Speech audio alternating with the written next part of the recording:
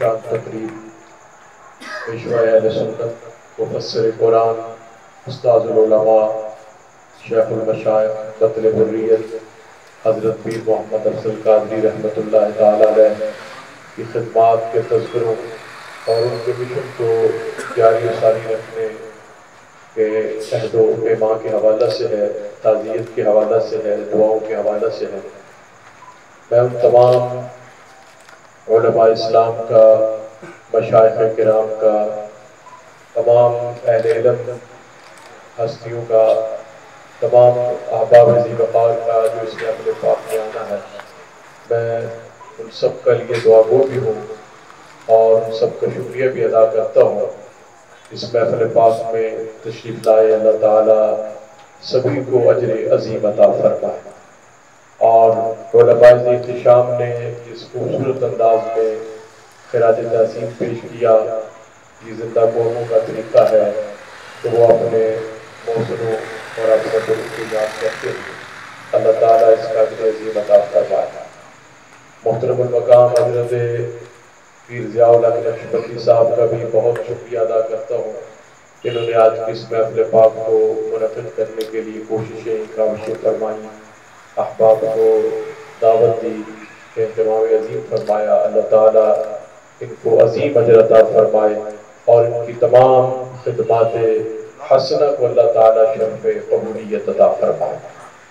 میں نے بڑی مشہور و معروف آیت پاک پڑھی تھی، وَمَنْ أَحْسَنُ قَوْلًا مِّمَّنْ دَعَا إِلَى اللَّهِ وَعَمِلَ صَالِحًا۔ خالق کائنات نے فرمایا کہ اس سے اچھی بات کس کی ہو سکتی ہے، اس سے ارفع و اعلیٰ بہتر کون ہو سکتا ہے جو اللہ کی طرف بلائے، اور صرف بلائی ہی نہیں، صرف دعوت اللہ کا فریضہ انجام دے ہی نہیں، بلکہ وعمل صالح، اور اس کا عمل بھی بڑا اچھا ہو، صالح عمل اختیار کرے۔ وقال اننی من المسلمین، اور بربنا یہ اظہار کرے کہ میں مسلمانوں میں سے ہوں، میں حضور کے غلاموں میں سے ہوں۔ تو فرمایا یہ لوگ بڑے اعلیٰ و رفع ہیں۔ ومن احسن قولا ممن دعا الى اللہ، جو اللہ کی طرف دعوت دیتے ہیں، وعمل صالح، عمل صالح کرتے ہیں، وقال اننی من المسلمین، اور یہ کہیں کہ میں مسلمانوں میں سے ہوں۔ یہ وہ لوگ ہیں جن کی تحسین اللہ کریم فرما رہے ہیں، کتاب لا ریب میں فرما رہے ہیں۔ تو الحمدللہ حضرت پیشوا اہل سنت رحمۃ اللہ تعالیٰ علیہ پوری زندگی آپ لوگوں کو اللہ اور اس کے رسول کی طرف متوجہ کرتے ہوئے آپ نے زندگی گزاری۔ آپ کا مقصد حیات یہی تھا کہ دین کا فروغ ہو جائے، اشاعت اسلام، ترویج اسلام، قرآن و سنت کی تعلیمات، یہ آپ کا مشن تھا۔ پوری زندگی آپ لوگوں کو اللہ اور اس کے رسول کی طرف متوجہ کرتے رہے، یہی فریضہ انجام دیتے رہے، اور یہی نہیں، وعمل صالح کے تحت آپ ایک باکردار ہستی تھے۔ آپ نے پوری زندگی جو ہے وہ بے مثال گزاری، اور اللہ اور اس کے رسول کی رضا کے حصول کے لیے گزاری۔ ان کا کردار للہیت کے لیے تھا، ان کا کردار جو ہے وہ اخلاص کے ساتھ تھا، ان کا کردار جو ہے وہ بے مثل و بے مثال تھا۔ دینی حوالہ سے انہوں نے عظیم مدارس قائم کیے، سینکڑوں کی تعداد میں بلا مبالغہ مدارس کا قیام، مساجد کا قیام عمل میں لائے۔ اور میں جانتا ہوں وہ مدارس یہاں پر کام ہو رہا ہے لیکن وسائل کی کمی تھی، آپ وہاں پر اس انداز میں، خفیہ انداز میں ان کی مدد فرماتے۔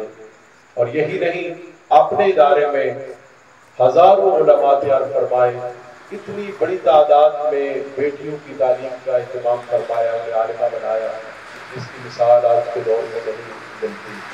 تو یہ مدارس کا قیام، علماء عالمات کو تیار کرنا، یہی نہیں، اس کے ساتھ ساتھ آپ نے ہمیشہ دینی، مذہبی، ملی تحریکوں میں بھی بے مثال کردار ادا کیا۔ اور جب بھی دین کو کوئی ضرورت پیش ہوئی، جب بھی دین کے خلاف سازشیں ہوئیں، جب بھی جو ہے وہ باطل قوتوں نے للکارا، تو الحمدللہ اس وقت پیشوا اہل سنت حضرت پیر محمد افضل قادری رحمۃ اللہ تعالیٰ علیہ نے بڑی جرأت مندی کے ساتھ کردار ادا کیا۔ وہ جرأت و بہادری کا استعارہ تھے، اور تھے وہ مخلص اللہ اور اس کے رسول کے ساتھ۔ ان کے اندر جو اخلاص تھا وہ بے مثل و بے مثال ہے۔ میں آج بھی جب سوچتا ہوں تو حیران رہ جاتا ہوں کہ پوری زندگی کے ان کے معاملات دیکھے جائیں تو اس کے لیے یہی لفظ ہے کہ للہیت اور خلوص کے ساتھ انہوں نے کام کیا ہے. کبھی دنیا یا دنیا کے معاملات کو انہوں نے ملحوظ خاطر نہیں رکھا، دنیا کے عہدوں سے وہ ملحوظ نہیں ہوئے. جب رسول اللہ کی بات آ جاتی تھی تو وہ تنہ تنہا بھی ڈٹ جاتے تھے. وہ پھر اتنا مضبوط جو ہے قائم ہوتے تھے کہ باطل قوتیں جو ہے وہ توڑنے پر مجبور ہو جاتی تھی، اور اللہ تعالیٰ انہیں فتح مبین جو ہے وہ عطا فرمایا کرتا تھا. حضرت پیر صاحب کی زندگی کا مشن یہی تھا، قوت عشق سے ہر پست کو بالا کر دے، دہر میں اس میں محبت سے اجالا کر دے. انہی لوگوں کے بارے میں علامہ محمد اقبال نے فرمایا تھا، آئین جواں مرداں حق گوئی و بے باکی، اللہ کے شیروں کو آتی نہیں رباہی.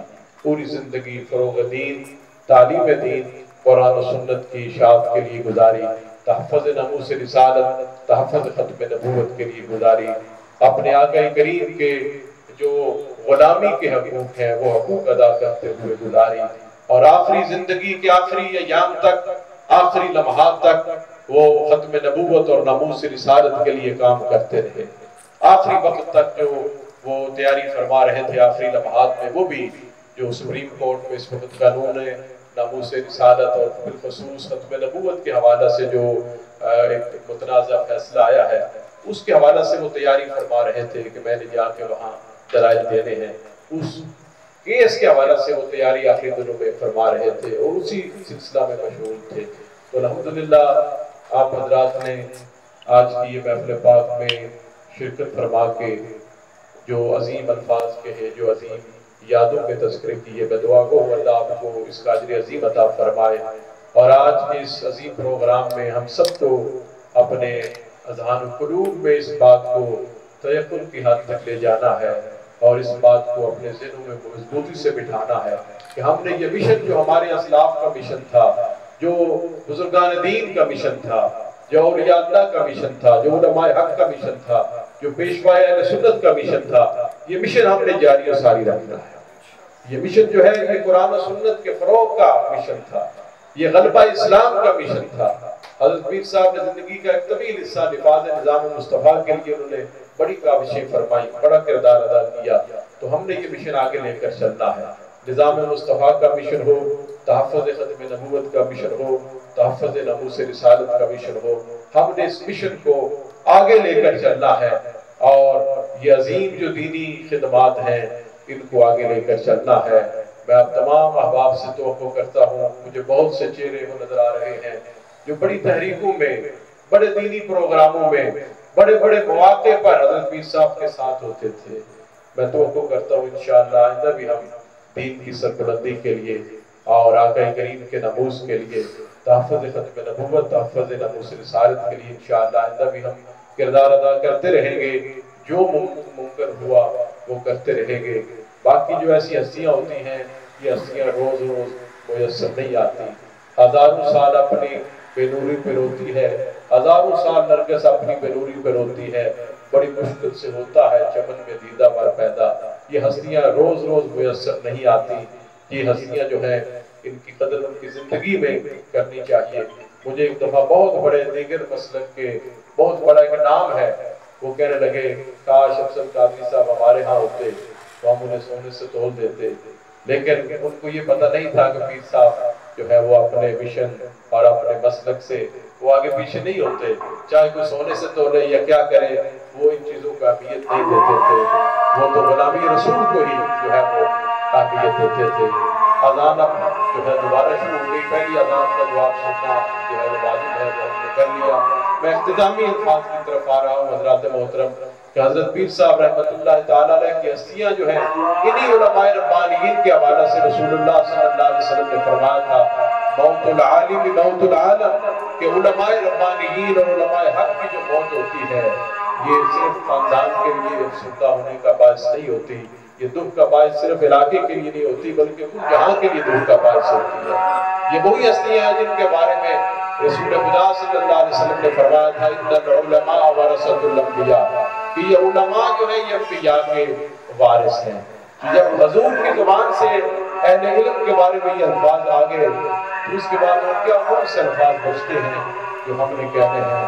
بہرحال ہم پیر صاحب کے مشن کو جاری و ساری رکھنے کا عہد کرتے ہیں اور یہ اعلان کرتے ہیں کہ انشاءاللہ ہم دین کے لیے کسی بھی قربانی سے دریغ نہیں کریں گے، دین کے حوالہ سے جو بھی ہو سکا وہ کردار ادا کریں گے۔